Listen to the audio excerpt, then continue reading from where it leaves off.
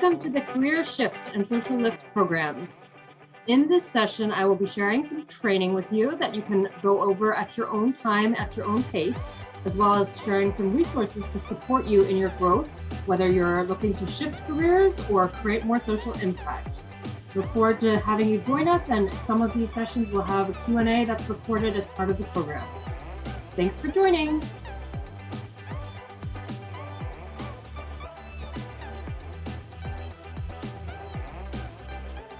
Hello, it's Janice Dru-Bennett, and today is Saturday, July 10th, 2021. And we are going to go over the 9th session for career shifters and social lifters, going into the 5th week of focusing on getting results and improving our social presence. In this particular session, we'll go over accessing resources, establishing wins, and building habits. As a reminder for those who haven't been following along, we have create a roadmap as the first step, expanding your network as the second step. So we spent 2 weeks envisioning our destination, 2 weeks expanding our network. And as I mentioned, these 2 weeks will be focused on getting results through accessing resources, wins, tracking and measuring, and growing our social presence. I like to start these sessions with a 2-minute silence, just to ground ourselves and empty our minds, breathe, think whatever you want to think. I start an alarm and I'll start the clock, and I will mute myself while we do this.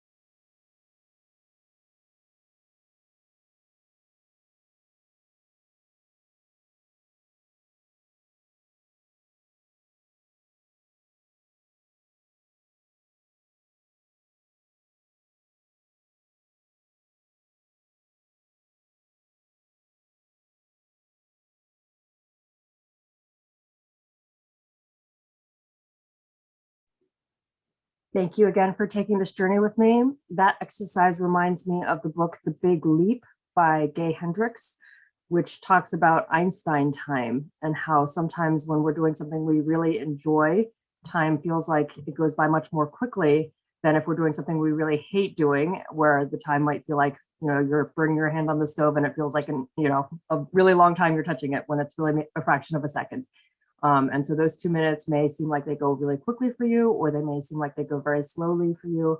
Whatever that feels like, I think taking some moment for silence before diving into deep work or diving into kind of complex thinking is often very helpful to, and it can be more than 2 minutes, or just for a few seconds. Counting down 5, 4, 3, 2, 1 is Mel Robbins' technique to help your kind of reset your brain. And diving into getting results. I had found this webinar a while back and just posted it here on this slide as an example. I haven't actually watched this whole webinar, so if you watch it and don't like it or whatever feedback you have, it's like on my list to think about, like what does it take to increase your productivity, increase your revenue, increase your team, if that's your goal, right? If your results are, I want to, grow a business, then this would potentially be the right kind of resource for you to check in on, to build your strategy around growing a business. If your strategy is to, gain a promotion, then there might be a different video or resources and actions you would take to get that double the salary. Or if you're with a nonprofit or a social impact organization, your goal might be to measure, double the impact. So whatever that is, there may be a different video out there that can help you better assess what you need to do. And I may not be the expert in all of that, but doing some research and figuring that out will likely help you get those results, and kind of being thoughtful about what you spend your time on as it relates to your results. Janet Hogan also reached out to me on LinkedIn and we connected. This is her website, and she also did a recent mastermind. And when we do our wrap up, I'll kind of show you some notes I took after we wrap up the slides. But she also has this quiz I had mentioned in prior sessions, where you take, I think it was a list of 150 words, and you whittle it down to 15, and then 7, and then 3, and then kind of figure out what your priorities are. And I think this is also a part of the kind of getting results, to make sure you're getting the right results for yourself and aligned with your own passion and purpose. So this is her quiz, what is your true life purpose? And when I went through it, I shared with some folks, I've done it twice just to kind of assess what my immediate words were. And then also as I was more thinking about what my words might be going forward, or as I think about others in my life. And so these were the 2 magic triangles, where abundance and family were the 2 priorities. And according to her kind of results, the second 3, out of the top 3, the other 2 support the top. So thinking for myself personally, making a difference and feeling fulfilled will help me achieve abundance for myself, for my family, for the world. Whereas focusing on my family and spending time with family will require more simplicity, removing things that I don't need in my life, and mindfulness, being there for them. So that's for me. And if you want to take her quiz, it's right there as a resource. Thinking about improving our social presence, I have been doing some training around email, social media. I've mentioned before, I'm not active on TikTok, and thinking about whether or not to do that. ConvertKit actually did a training with Angel Marie on email writing and how to write good messaging. And so I've been practicing that as a skill set in terms of thinking about sending out a more regular email newsletter to people on my mailing list, and continuing to build that list as well. And then here's one that's coming up on July 15th. If you're watching this recording afterwards, ConvertKit has regular training. And when they do it, I don't think they leave it up for more than a few days. So it is kind of that fear of missing out. If you don't see it, you won't get it. At the same time, as part of this community, if we are learning and we're sharing with each other resources, at the end, I will also share a doc where I've started adding some notes to trainings I've been to. And I think we can create a collective body of useful knowledge for career shifters and social lifters together. Facebook, I've mentioned Facebook groups can be very effective. I'm in a ton of them, and I think part of it is understanding where your audience is. Alina Vincent she just finished up her 5-day challenge, and it's what she calls the Visibility Kickstarter. She's been doing this for a few years, and you can see it created 6 years ago. Now she's got 34,000 members with 1,800 added in the last week. I think I haven't been actively promoting the Career Shift Lift System and the Social Shift Lift System Facebook groups yet. I really want to get this content completed and then start slowly building, but this is kind of aspirational to see, do I want to have the group this large? Or sometimes I think people may feel lost in such a large group. I was actually talking to one of my sisters they're both introverts, and I'm mentioning I was in a call with 500 people, sometimes 300, or and she said, the most she can be in a room with is 5, and then she gets stressed. So I think similarly with a group, very large groups may be inspirational or, give energy to you. Whereas if you are more of an introvert, you might feel more comfortable in a smaller group too, and kind of connecting with people in a smaller group environment. So again, figuring out what works best for you in your growth path is part of this process. And I think I mentioned in the expanding your network, there's the process of growing it, and there's also the process of focusing and shrinking it, or kind of really honing in on what really is, going to make an impact for you and for what you're trying to do. And as an example, her five-day challenge does have great engagement. So like her latest, the 5th day, there were 617 comments, and people are sharing their 30-day plans. And I think that also reminds me of our first 2 weeks of building that roadmap, envisioning your future. And that's something an exercise I've done with so many different courses and programs and groups. I think it's helpful to regularly do again on a consistent basis, envisioning what that future looks like and if it still aligns with where you think you wanted to be a year ago. In terms of accessing resources, I do a lot of research to find resources, or I might ask someone for their opinion on what the best resource is to look at. So again, as we connect with each other and find people who are aligned with our mission, sometimes the resources are there based on who you know. And so I personally have, and I mentioned we'll go through this document I put together that I think could be a collective compilation of notes and kind of resources. And some of these are perhaps only relevant to me because I'm looking to, assess my website and better understand competitor intelligence. So I put my own resources that I'm interested in.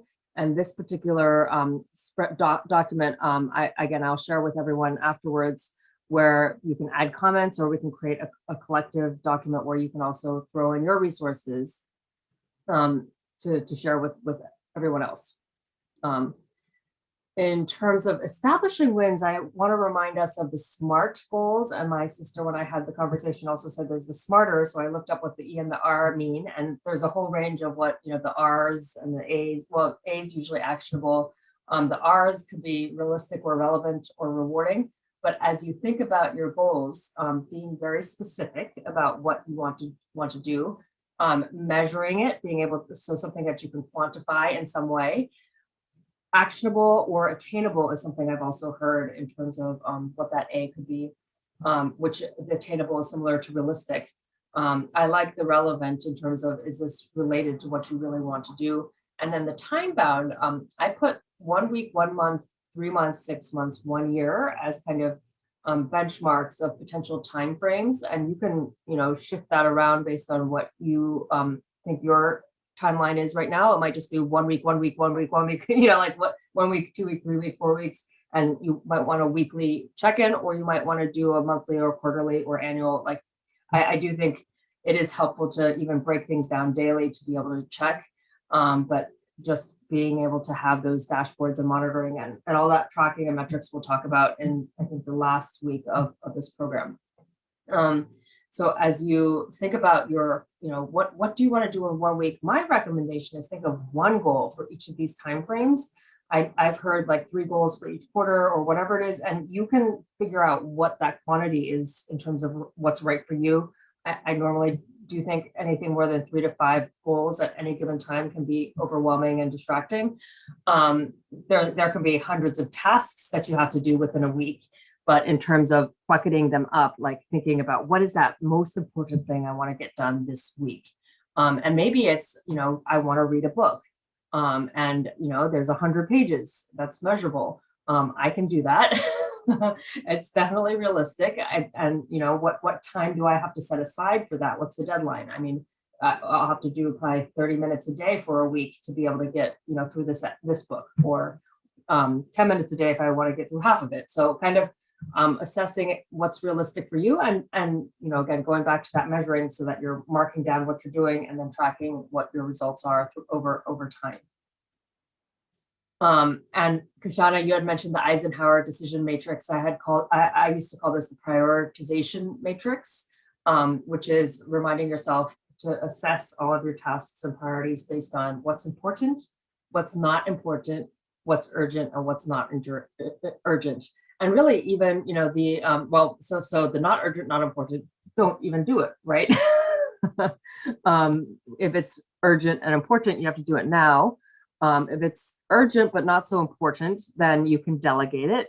And if it's not urgent but important, this is actually where we spend the least amount of time often. But I've always heard in the work environment, the more time you can spend in this, the less time you have to spend anywhere else, because this is where you're doing the important planning, what the work we're doing here, where it's not necessarily urgent for you to be in this session with me. It's feeding yourself with what we've called business self-care, and how do we really take some time to take a bird's eye view of everything that's going on, and be able to kind of do this deleting of things that we don't really need to be doing.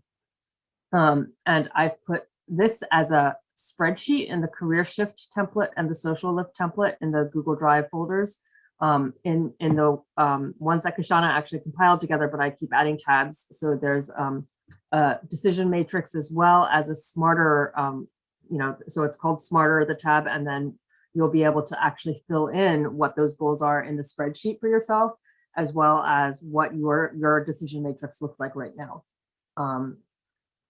And this last part about building habits, I actually have a calendar link that I've been doing for years. I don't always look at this, but this sends me an email every day with my daily goals. And again, I just happened to be putting together this presentation yesterday, and I saw this reminder that every day I had a set of goals, and I updated it. So I know I've been doing this for a few years, and every time I update it, I'll update it to the date that I update it, and then the date of the targets for those goals. And I have a whole list of them. So this is another resource that I put into the Google Doc, is sharing what your goals are, perhaps are at any given point, and then comparing in terms of what they may change to and what you might want to add. And then, like 6 months ago, thinking director, VP, CMO role, depending on the size of the organization. And I ended up with a senior business transformation strategist title with a role in December that got updated to senior enterprise experience strategist for the end of March of last year. I hadn't even looked at these goals. Really, like I said, it's just a daily reminder, but by writing them down and having that daily kind of subconscious reminder of all the things I want to do, this kind of just keeps me grounded. And so all these things that I put 6 months ago, I still want to work on. I have not gotten back up to my previous 5K speed because I have not been working out regularly, but this is a reminder. And as I say it, going out for a run or a walk daily, and just keeping track of what I really want to do in any given 6 months. And this again will likely evolve over time. And then kind of goals for the year. And then I'm starting to drop this down because I had a 30-year goal I wrote in September of last year. And instead of doing a 30-year goal from now, I'm actually going to track down from those 30 years, because I don't think I'm going to have too much more beyond the 30 years and you never know what things will look like in 30 years, but just these have not changed in terms of what I'm thinking in 4 years, 9 years, 19 years, 29 years. So, but in 5 years from now, they may look a little different. So again, having this regular habit building and measuring your goals against what you've actually done is part of this process of getting to that shift or the lift for your next level. And as I always end the slides with, I recommend people go to crackmycode.com/inkwhy, INKWHY, which is my company. I need knowledge, what have you, and also connecting with me on social media so that we can share with each other our respective posts and our respective networks. Thank you for joining.